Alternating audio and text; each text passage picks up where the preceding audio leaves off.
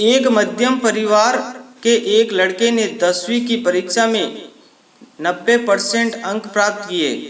पिता ने मार्कशीट देखकर खुशी खुशी अपनी बीवी को कहा कि बना लीजिए मीठा दलिया, स्कूल की परीक्षा में आपके लाडले को 90% अंक मिले हैं। माँ किचन में दौड़ती हुई आई और बोली, मुझे भी बताइए, देखती हूँ। इस बीच लड़का फटाक से बोला, बाबा उसे रिजल्ट कहाँ दिखा रहे हैं? क्या वह पढ़ लिख सकती है? वह अनपढ़ है। अश्रुपूर्ण आंखों को पल्लू से पोंछते हुए माँ दलिया बनाने चली गई। ये बात पिता ने तुरंत सुनी। फिर उन्होंने लड़के के कहे हुए वाक्य में जोड़ा और कहा, हाँ रे, वो भी सच है। जब तू घर में था तो उसे दूध बिल्कुल पसंद नहीं था। उसने तुझे स्वस्थ बनाने के लिए हर दिन 9 महीने तक दूध पिलाया, क्योंकि वो अनपढ़ थी। तुझे सुबह 7 बजे स्कूल जाना होता है, इसलिए वह सुबह 5 बजे उठकर तुम्हारा मनपसंद नाश्ता और डिब्बा बनाती थी, क्योंकि वो अनपढ़ थी ना।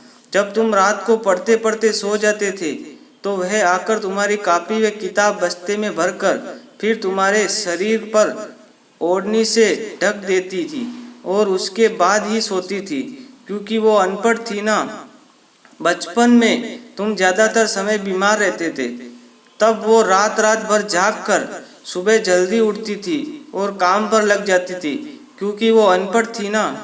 तुम्हें ब्रांडेड कपड़े लाने के लिए मेरे पीछे पड़ती थी और खुद सालों तक एक ही साड़ी में रहती, क्योंकि वो अनपढ़ थी ना।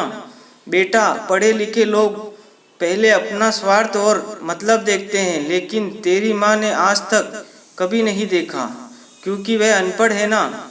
वो खाना बनाकर और हमें परोस कर कभी कभी खुद खाना भूल जाती है, इसलिए मैं गर्व से कहता हूँ कि तुम्हारी माँ अनपढ़ है।